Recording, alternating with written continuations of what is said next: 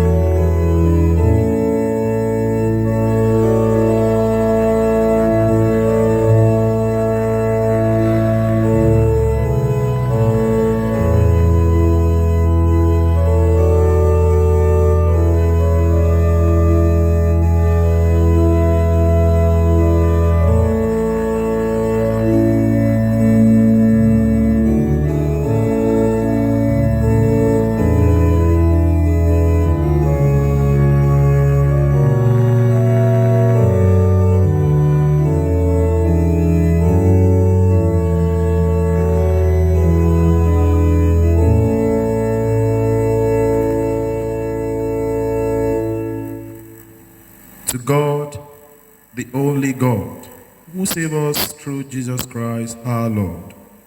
The glory and majesty, dominion and authority before all times, now and forever.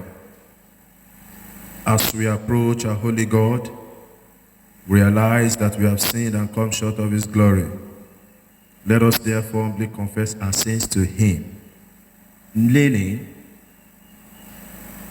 and saying together, O God, our righteous judge and merciful Father, we confess that we have sinned against you in thought, word, and deed. We acknowledge that we are responsible for our sinfulness. Have mercy upon us, we pray you, and forgive us by the love which you have shown towards us in Jesus Christ, who for our sakes died and rose again. Give us true repentance by the power of your Holy Spirit, and enable us to forsake our evil ways and serve you in newness of life. We ask this through our Lord Jesus Christ. Amen. May the Almighty and merciful Lord grant unto us pardon and remission of all our sins, time for amendment of life, and grant us the grace and comfort of the Holy Spirit. Amen.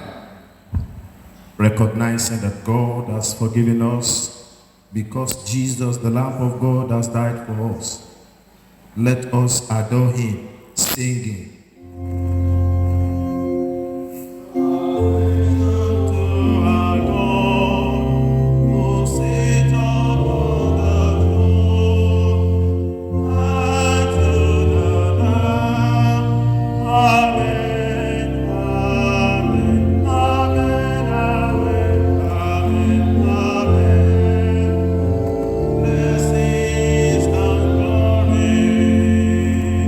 Wisdom, thanksgiving.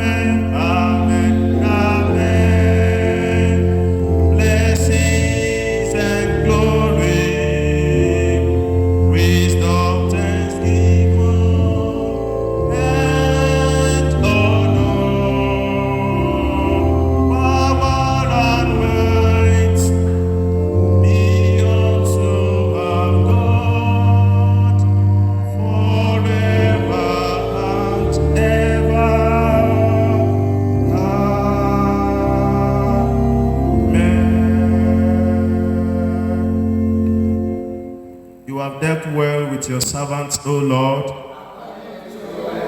Blessed are you, O Lord. Your word is a lamp to our feet. Psalm 73, verse 1 to 10 shall be taken in an alternate order. Psalm 73. God is indeed good to Israel, to those whose hearts are pure.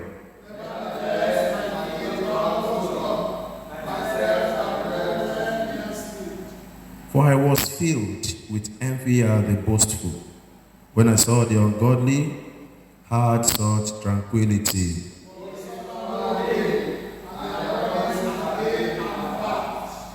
They come to know misfortune like other folk, nor are they plagued like other men.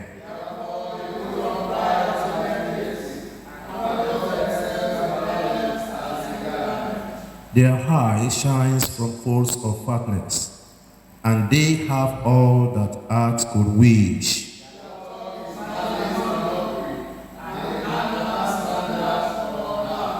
Their mouths blaspheme against heaven, and their tongues go to and fro on earth, and find in them no faults.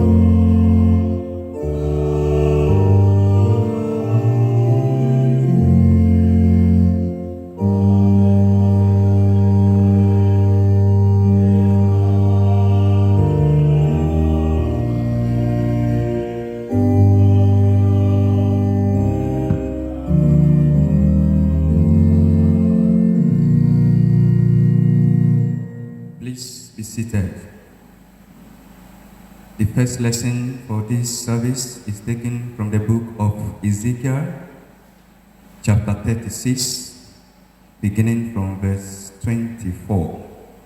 Ezekiel chapter 36, beginning from verse 24.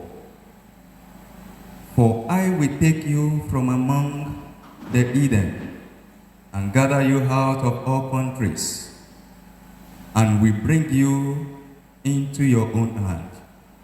Then will I sprinkle clean water upon you, and you shall be clean.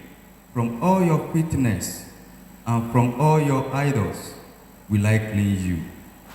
A new heart also will I give you, and a new spirit will I put within you.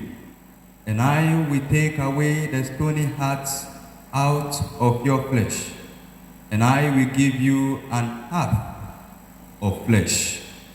And I will put my spirit within you, and cause you to walk in my statutes, and you shall keep my judgments and do them. And you shall dwell in the land that I gave you and your fathers, and you shall be my people, and I will be your God. This is the word of the Lord.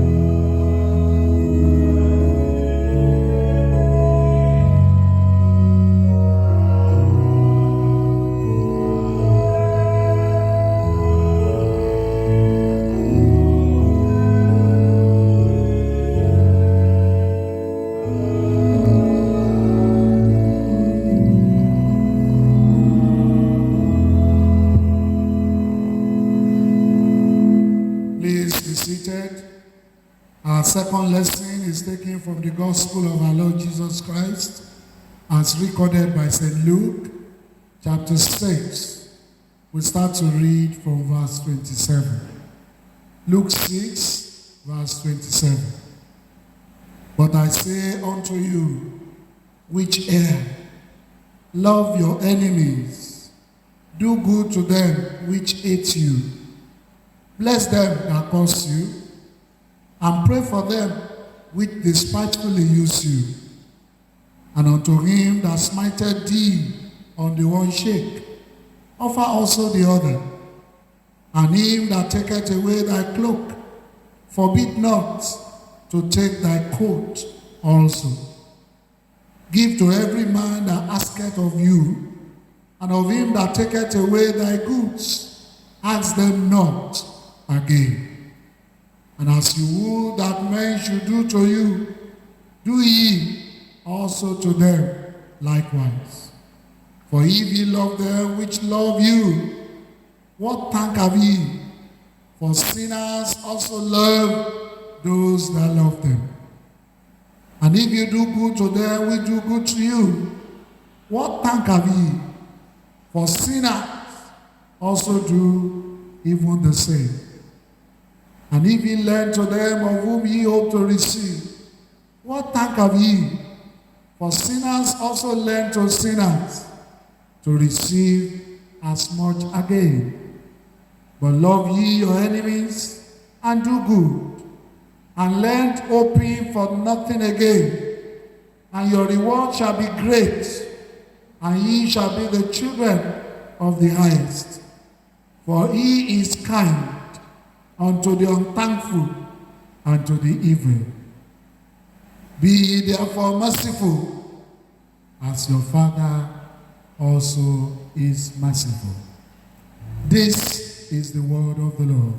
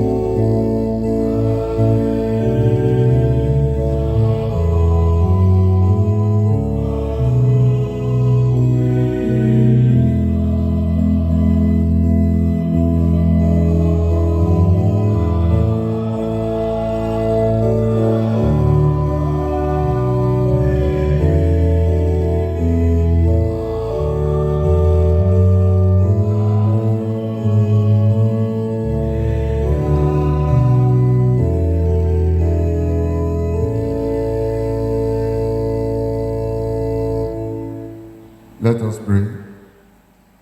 Father of our Lord Jesus Christ, we want to thank you once again for another opportunity of your word.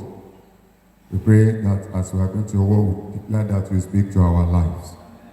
We pray that through your word, our life will not and never remain the same. The enablement to do according to your word, Lord, you will release on us in the name of Jesus Christ. Every power spirit that can hinder your word, Lord, we cast them out of this gathering in the name of Jesus Christ. Thank you, Heavenly Father. In Jesus' mighty name, we pray. Please sit. I want to sincerely appreciate God for the opportunity He has given to us to come to His sanctuary this morning. And in the same vein, I want to thank my Lord Bishop for the opportunity given to me to stand before you, the children of God, even to declare the mind of God. I pray, my Lord, that your ministry will continue to experience good things in the name of Jesus Christ. The text is taken from the second lesson read this morning. That is Gospel according to St. Luke, chapter 6. I would like to read verses 27 and 28. But I say unto you, which hear, love your enemies, do good to them which hate you, bless them that curse you, and pray for them which despitefully use you. And I want us to consider the theme, showing love to one's enemy. In other words, we are asked to love our enemy. There is something in the teaching of Jesus Christ that is worth considering, regardless of whether you are a Christian or not. It is the belief that you should love your enemies. But the question is, why is this so important to that extent? Today, the hatred we feel for other people is a universal problem. Humans have feelings of hatred motivated by an idea that another person has harmed us in some ways. However, in the end, we must come to accept one another as children of God. In the book of Matthew chapter 22 verses 36 to 40, there was a question that was asked of Jesus Christ as to which is the greatest command in the law. And Jesus responded by saying, thou shalt love the Lord your God with all your heart and with all your soul, etc., etc. And the second is love your neighbor as yourself. Interestingly, Jesus considered the second as highest commandment in the law. He believed it was nearly as vital as loving God with your whole heart. Then why should we love our enemies? 1. It is an instruction. The word why is very simple to answer, because it is an instruction from our Lord Jesus Christ. Jesus, taught extensively on the subject, starting with Luke chapter 6, verses 27 to 28. But I tell you who hear me, love your enemies, do good to those who hate you, bless those who curse you, pray for those who mistreat you. In other words, Jesus was telling us to love our enemies and treat them with kindness, blessings, and even prayers, because we are his ambassadors to show them his love. And the love of Jesus is not dependent on feelings, but loving in the way he did, despite our feelings and regardless of people's actions. Then another question is raised here. How do we love our enemies? Loving our enemies should go about our human nature. At times, our human nature wants to hold a grudge or get revenge, but the Bible makes it clear that, dear friends, never take revenge. Leave that to the righteous anger of God. Romans chapter 12, verse 19. To take revenge means to repay evil with evil. It is easy to strike back or to strike out at our enemies. And when we feel attacked or hurt, it is hard to love. But God says to let him deal with our enemies. Only him can judge. And he does not need our input or how it should look. We are to leave our enemies in his hands. As Christians, we have a new purpose and a new way of life. That is why our way of life, or the way we live our lives, must be a reflection of Christ's life. Jesus Christ happens to be a model, how to love our enemies. Jesus faced incredible opposition in his life. His enemies were out to discredit, harass, and eventually killed him. But he did not allow himself to let his enemy sidetrack him from his purpose. He responded to his enemies with truth, healing, kindness, and love. He was out to change their hearts, and he wants us in this battle with him. He also asks us to love as he loves, as he does, because blessing others with kindness and love is a protection for us. It keeps us from falling into a trap of bitterness, hatred, and seeking revenge. Then what are the benefits of loving our enemies? Number one, it makes us happy. If you have anger or resentment inside of you, even if you don't think about it all the time, there will be at times when it will surface, and that will make you unhappy. It will make you sad. It is highly destructive inwardly. It eats you up outwardly. You might do destructive things to people. That anger also will definitely affect others around you, especially the loved ones, who are mostly likely affected in the same way anytime you are angry. Therefore, loving your enemies is a means of removing anger in order for you to be happy.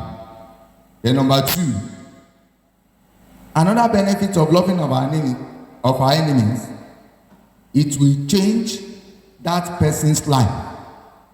Your enemy is also a human being, and it is very possible that your hatred of that person or to that person is a source of grief, tension, or hatred in them.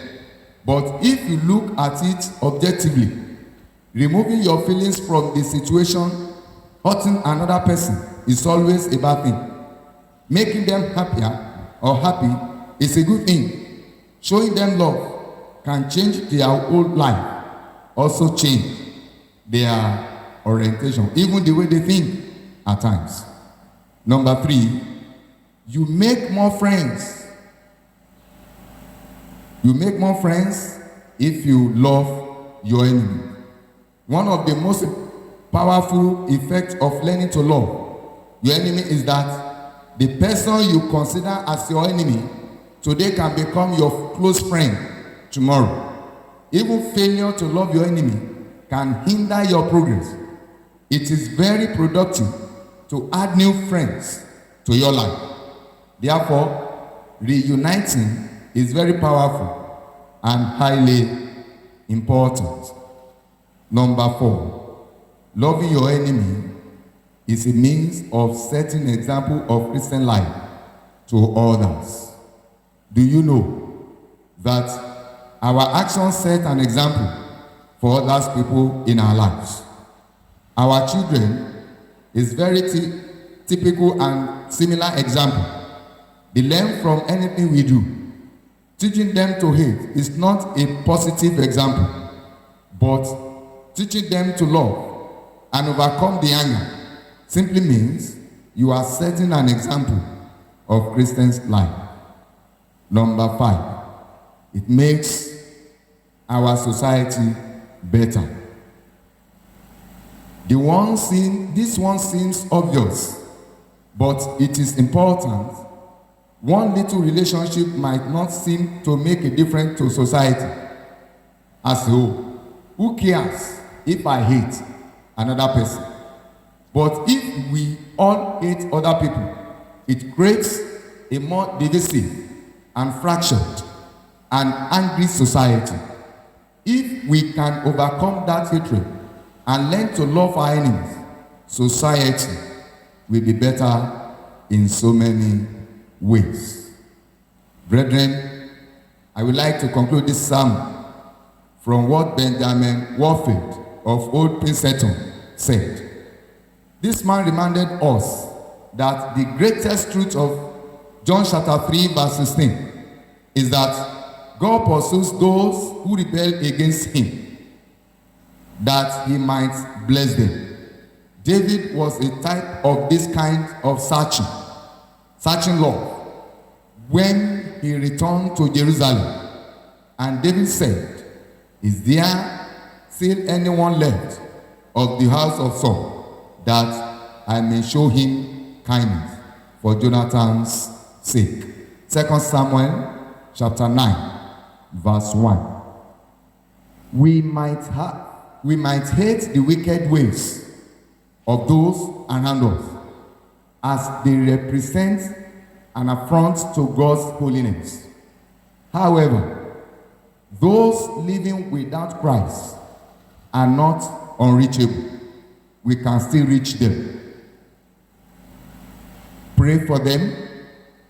Pray that God will help you to love them and forgive them, as you remember how God loved and forgave you.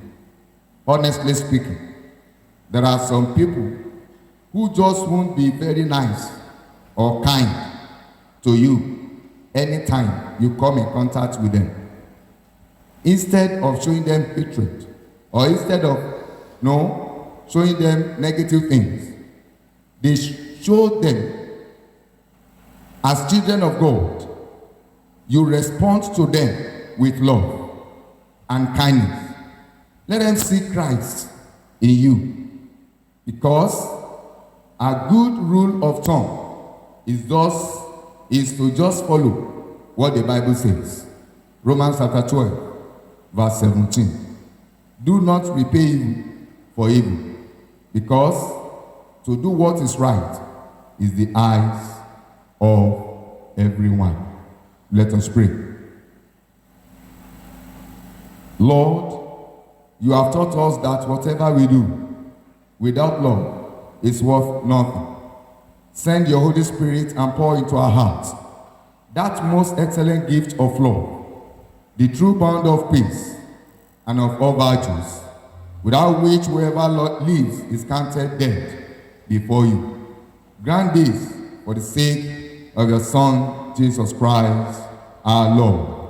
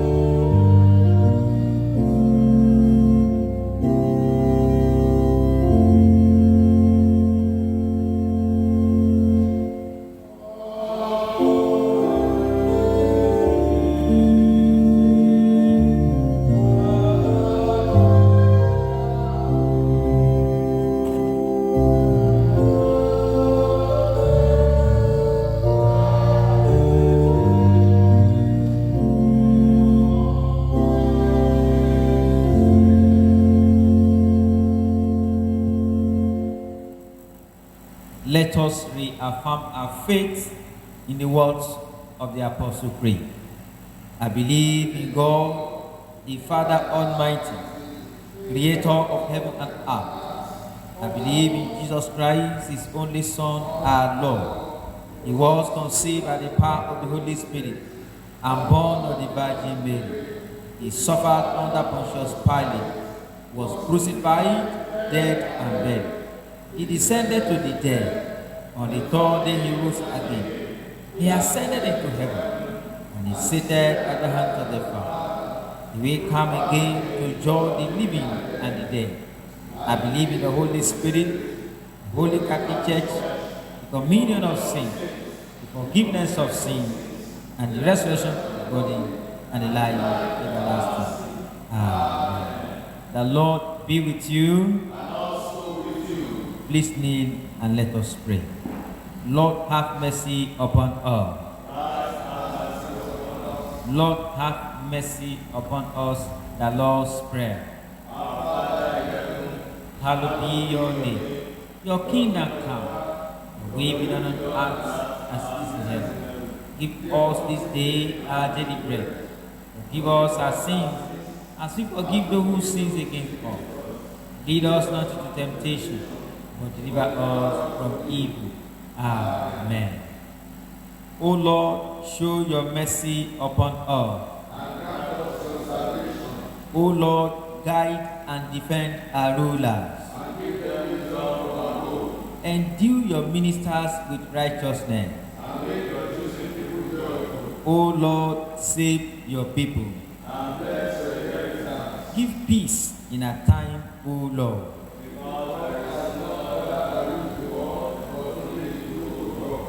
O God, make clean our hearts within us.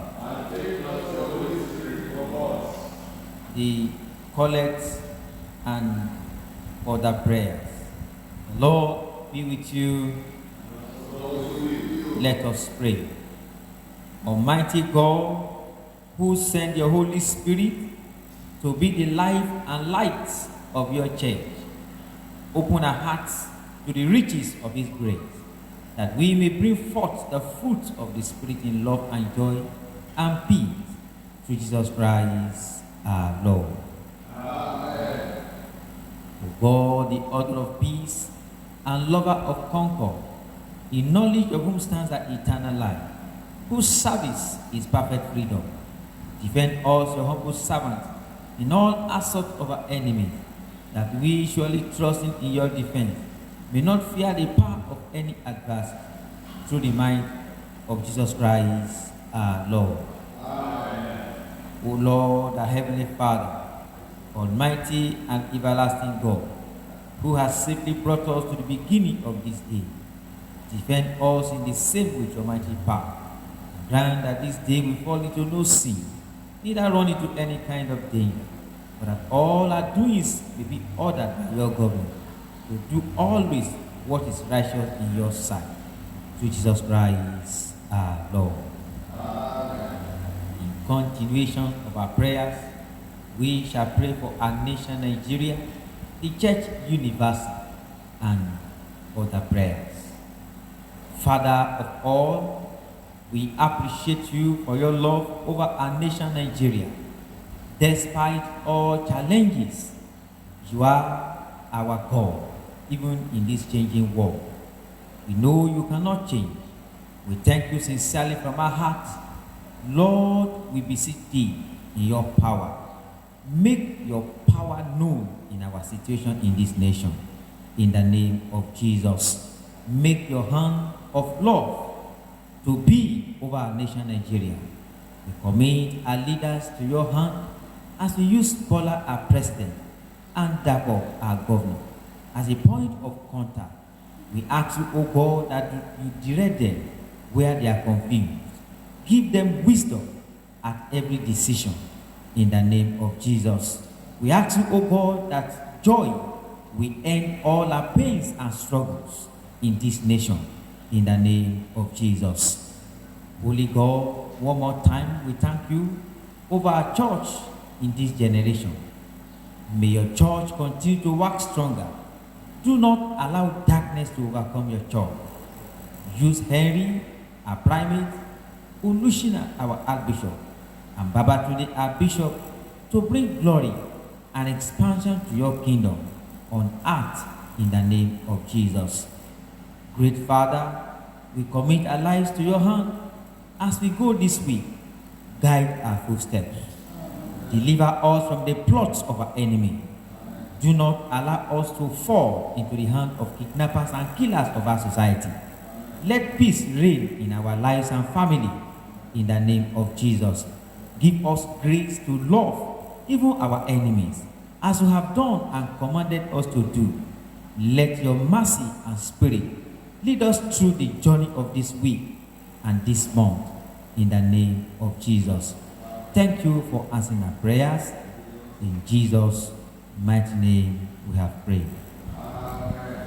Bring your personal petition to the throne of grace at this time, believing and trusting in Him that He is able to answer you.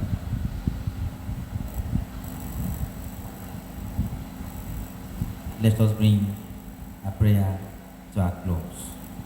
Lord, in your mercy, Almighty God, you have given us grace to bring before you with one accord our common supplications. And you promise that when 2 or 3 are gathered together in your name, you will grant their requests.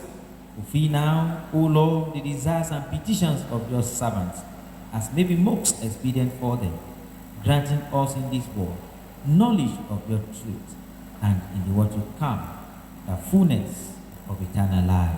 Amen. Let us say the grace together. May the grace of our Lord Jesus Christ, the love of God, and the fellowship of the Holy Spirit be with us now and evermore. Amen.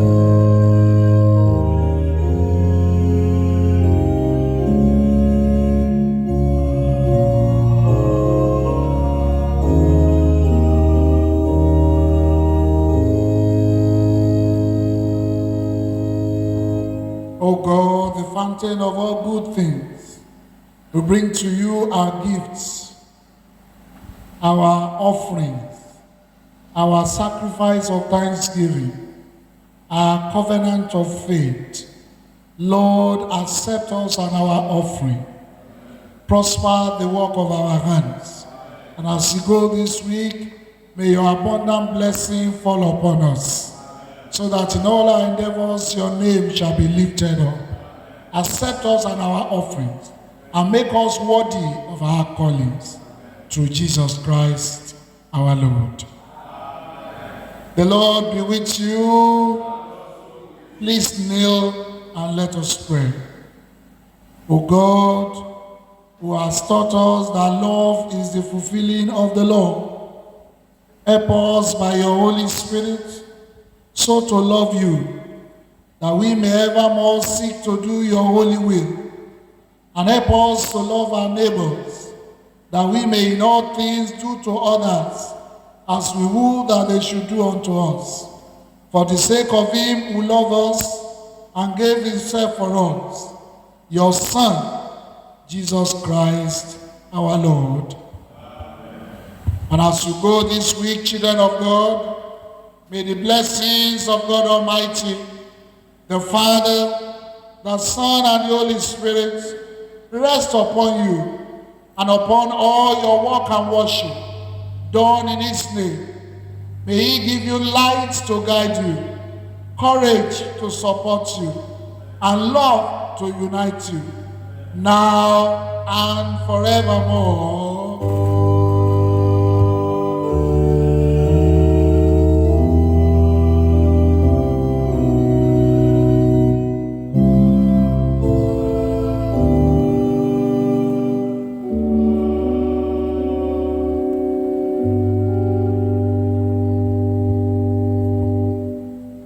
First Corinthians chapter 1 verse 18. For the message of the cross is foolishness to them who are perishing, but to us who are being saved, it is the power of God. No cross, no cross, no cross. May the blessings of the Lord be upon you. Have a wonderful week.